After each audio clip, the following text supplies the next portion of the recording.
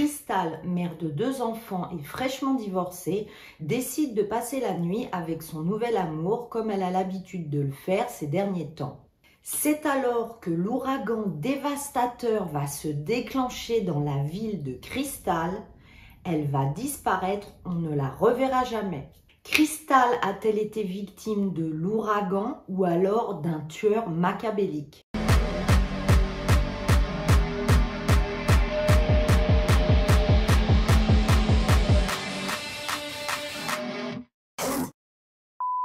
Hi tous, je suis ravie de vous retrouver pour cette nouvelle vidéo. Bon, tout d'abord, j'espère que vous n'avez pas trop chaud parce que là, les températures illico pesto basilic, elles ont grimpé comme jamais.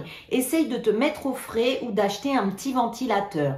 Bon, avant qu'on commence et pour me mettre bien, tu vas t'abonner et cliquer sur le pouce parce que c'est la meilleure chose que tu puisses faire pour m'aider et en plus, c'est gratuit. Allez, c'est parti! Crystal, dans son enfance, avait eu une vie très troublée et très triste. En effet, elle a grandi avec ses 2 parents qui consommaient tout le temps des substances illicites et ils sont décédés de cela. Crystal va être confiée à son oncle qu'elle adore, mais malheureusement, un autre épisode horrible va lui arriver quand elle aura 13 ans. Crystal va être enlevée par un homme qui l'a kidnappée, il l'a gardée dans un poulailler et l'a agressée intimement. Puis, les années vont passer. Lorsque Crystal va arriver à l'âge adulte et qu'elle a réussi tous ses concours aux études, elle va commencer un emploi d'hôtesse de l'air et là pour elle, toute sa vie va se stabiliser, elle sera vraiment heureuse. Heureuse de rencontrer des gens, heureuse d'officier dans les avions et d'aider les personnes, elle a trouvé son job. C'est alors que quand elle était hôtesse de l'air, elle va rencontrer Steve McDowell et elle va l'épouser. Cet homme sera décrit comme étant un grand enfant. Une amie dira « Je me souviens du jour où elle l'avait rencontré, elle était très amoureuse. Je pensais vraiment qu'elle avait rencontré l'homme de ses rêves. » En plus, Steve, il va faire rire Crystal et lui mettre plein de joie et de bonne humeur dans sa vie, puisque comme l'a dit son ami, c'est un grand enfant, donc il est tout le temps dans l'éclate.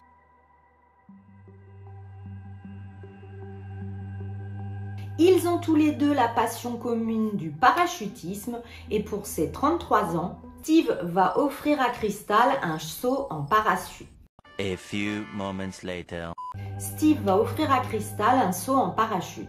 Steve débordait d'amour pour Crystal et cette famille avait tout de la famille américaine parfaite. Mais malgré des débuts prometteurs, le mariage a eu sa part de problèmes. D'autant plus que le travail de Crystal l'emmenait tout le temps à travers tout le pays. Et oui, je vous rappelle qu'elle est hôtesse de l'air. Et en fait, Steve, il est extrêmement possessif et il ne supporte plus qu'elle travaille comme hôtesse de l'air. Elle va alors quitter son emploi et travailler dans l'immobilier. Ils n'arrivent plus du tout à s'entendre, il y a tout de même beaucoup de disputes et Crystal aurait pris du réconfort auprès d'autres hommes, mais je dis aurait car nous n'en avons pas la preuve. Après 1 an de mariage, Crystal n'en peut plus et elle décide de demander le divorce. Sauf que lui, Steve, va lui faire des menaces, du chantage, il va menacer de mettre fin à sa vie et elle va décider de rester bon an mal an avec lui. Malgré tout, ils continuent encore et encore à se disputer. Crystal n'en peut plus. De plus, c'est elle qui travaille énormément dans son job, comme je vous l'avais dit, de vente de maisons, d'agent immobilier. Et lui, Steve, il a tendance à peu travailler et être plutôt feignant. Il l'observe tout le temps, la suit partout, il est extrêmement possessif, ne travaille pas, il lui fait tout le temps des reproches et après 10 ans de mariage, Crystal décide de demander le divorce. Donc après 10 ans de mariage, le couple va se séparer. Séparer, pas vraiment. Ils ont divorcé, oui, mais Crystal est restée vivre avec Steve en attendant que les rénovations dans sa nouvelle maison, donc à elle, soient faites. En effet, beaucoup d'argent était engagé dans ce nouveau projet pour elle Et vivre avec son ex, eh bien, ce n'était pas chose facile. Et cela engendrait même des situations très irritantes. Genre, son ex-mari lui proposait à tout bout de champ de lui masser les pieds ou de lui brosser les cheveux. Bien sûr, elle, Crystal, refusait. Mais Crystal restait dans la maison avec son ex-mari car cela lui permettait d'économiser le loyer. Une amie dira d'elle d'ailleurs: elle aimait les gens, elle ne se souciait pas de votre argent ni de votre condition de vie. Elle se souciait simplement de savoir si vous étiez gentil. Cette femme était une bénédiction. Puis, Crystal a commencé une nouvelle romance avec le bijoutier de la région, Paul Hardgrave. Cela fait très peu de temps que Paul et elle sont ensemble. Comme vous l'imaginez, Steve n'accepte pas du tout cette situation et pour que les choses se passent pour le mieux, Crystal passera ses nuits chez Paul. Nous sommes le 24 août 2017. Elle avait rendez-vous avec Paul, son amoureux. Malheureusement, son amoureux ne sait pas que c'est la dernière fois qu'il la verra. Crystal voit donc Paul pour sa soirée entre amoureux, repas, discussion, tout se passe excellemment bien.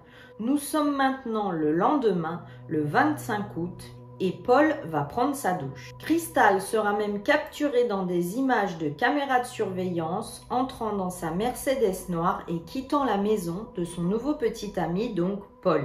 Il est 7h35. Ce jour-là, Crystal devait se rendre dans sa maison qu'elle partageait avec Steve pour récupérer les enfants parce que Steve allait travailler. Puis, Crystal ne répondra plus aux SMS de Paul qui commence à s'inquiéter. Tout de suite, Paul, qu'est-ce qu'il va faire? Il va contacter l'oncle de Crystal pour savoir s'il a des nouvelles d'elle. Malheureusement, l'oncle, lui non plus, n'a pas de nouvelles. Le lendemain, sa famille va signaler sa disparition aux autorités. Mais parfois, la vie est vraiment très mal faite et je dirais même injuste, car c'est au moment où la famille va déclarer la disparition de Crystal aux autorités que l'ouragan Harvey va se déchaîner sur la ville. Du coup, les autorités vont pallier aux premières urgences et essayer d'aider tant bien que mal toutes les personnes de la ville. Comme je vous le disais, le concours de circonstances était qu'au moment où les enquêteurs lançaient une recherche pour retrouver Crystal, l'ouragan Harvey a commencé à se propager dans toute la région d'Houston, laissant des maisons et des magasins totalement détruits et totalement recouverts d'eau. C'est une véritable catastrophe. La pluie ne cesse de tomber, c'est les vraies chutes du Nirvana. Donc cela va interrompre les recherches sur les personnes disparues aux grandes dames de la famille de Crystal. Toutes les forces de l'ordre se concentrent donc à aider les personnes mises en danger par l'ouragan et c'est ça la première urgence. Ce vent torrentiel et ses averses vont retarder l'enquête, c'est sûr, mais cela jouera également un rôle essentiel dans la dégradation de preuves cruciales dans cette affaire de disparition. Tout de même, les enquêteurs vont quand même essayer de mener l'enquête une fois que l'ouragan va se calmer. Ils vont se concentrer sur les deux hommes de la vie de Crystal, l'ex-mari et son nouvel amour, Paul. Bien que les deux hommes aient été très coopératifs, les enquêteurs ont trouvé des raisons de se méfier des deux. Après avoir appris que son ex-femme avait disparu, Steve avait un comportement inhabituel. Il n'agissait pas normalement, il était extrêmement nerveux. En plus, il avait toujours son alliance. Les enquêteurs diront même qu'il était extrêmement arrogant, dédaigneux, hautain, pressé, stressé. Bref, comme je vous l'ai dit avant, ce n'est pas l'attitude d'un homme qui n'a rien à se reprocher ou qui est effondré de la disparition de son ex-femme. De plus, les enquêteurs vont apprendre que Crystal et Paul devaient faire une croisière en famille, mais il y aura un bémol. Steve, son ex-mari, y allait aussi. Oui, le Steve, il va s'incruster dans la croisière de Crystal et Paul. Steve, son ex-mari, y allait aussi, car sinon, il ferait tout un tas de menaces et d'ennuis. Pauvre Paul, il devrait se coltiner l'ex en croisière. Au final, Paul, trop mal à l'aise, décidera de s'écarter de ce projet de croisière. Et d'ailleurs, on apprendra par la suite que Steve comptait demander Crystal en mariage pendant cette croisière et qu'il avait même acheté, au dire de sa fille, un costume blanc et une robe blanche. Croyez-moi, celui-là, je commence à avoir l'impression que c'est pas une case qui lui manque, mais tout le damier.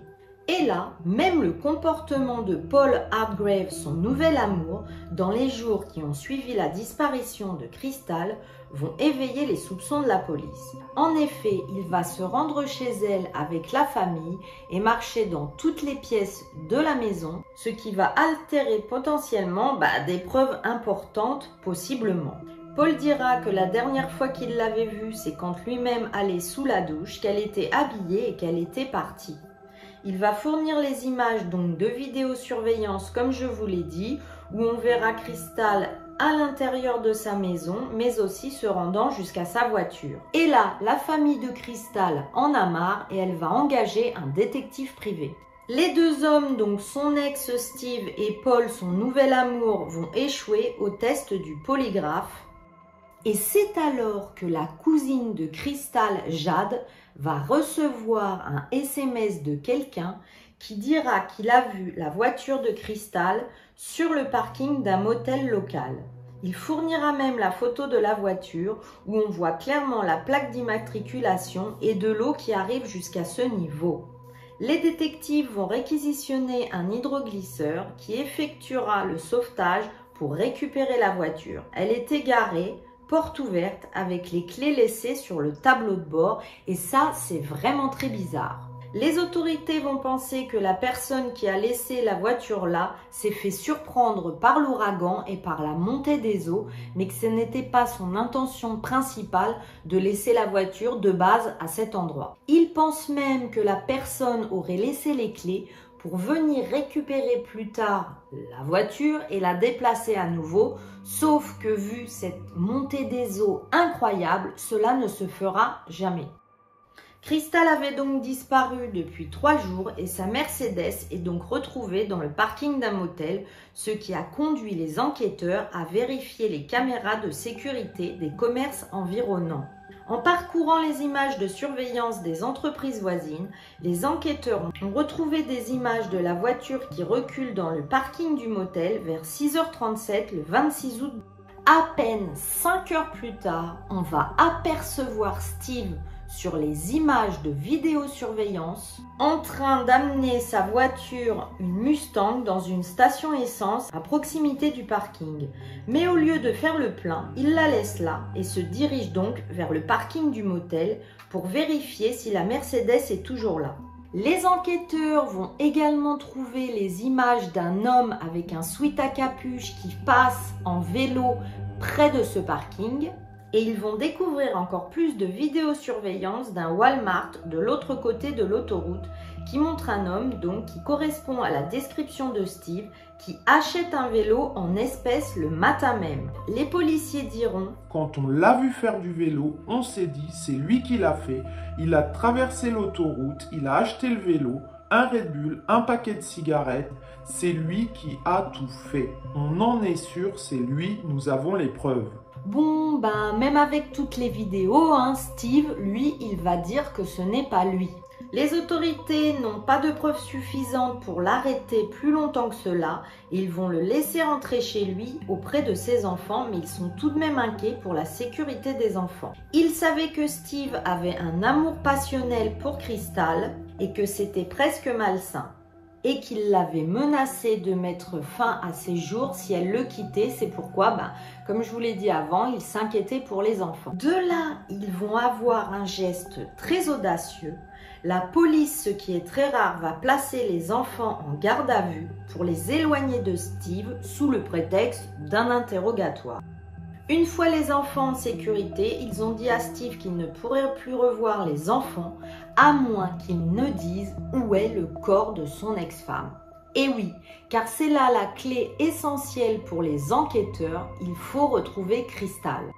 Steve a demandé une dernière grâce aux enquêteurs, il voulait dormir une dernière nuit chez lui et il promettait que le lendemain, il allait tout avouer. Bon, alors là, les autorités, elles ont très peur. C'est un énorme risque à prendre que de le laisser rentrer chez lui car il peut mettre fin à ses jours, mais ils vont tenter le tout pour le tout et le laisser dormir une dernière nuit chez lui. Et Steve, contre toute attente, s'est présenté le lendemain pour son interrogatoire. Steve a admis à la police qu'il l'avait étranglée après qu'elle lui ait dit qu'elle ne voulait plus jamais être avec lui et ne plus jamais faire quoi que ce soit avec lui. Il dira qu'il ne voulait pas lui faire de mal, qu'il l'aimait et qu'il aurait fait n'importe quoi maintenant pour la ramener à la vie.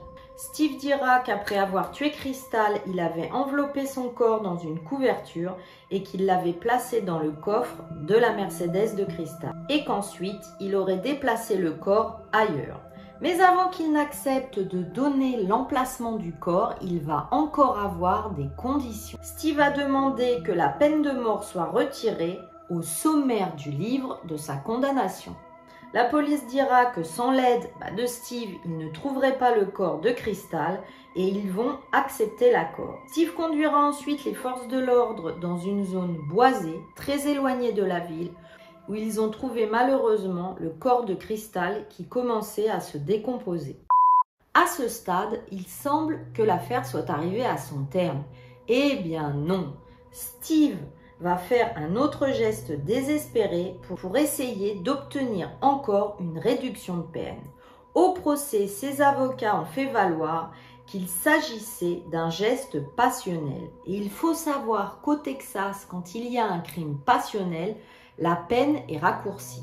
La peine est donc considérablement réduite puisqu'elle peut aller de 2 ans à 20 ans maximum de prison. Bon, les avocats de la défense, eux, ils vont essayer d'empêcher cela.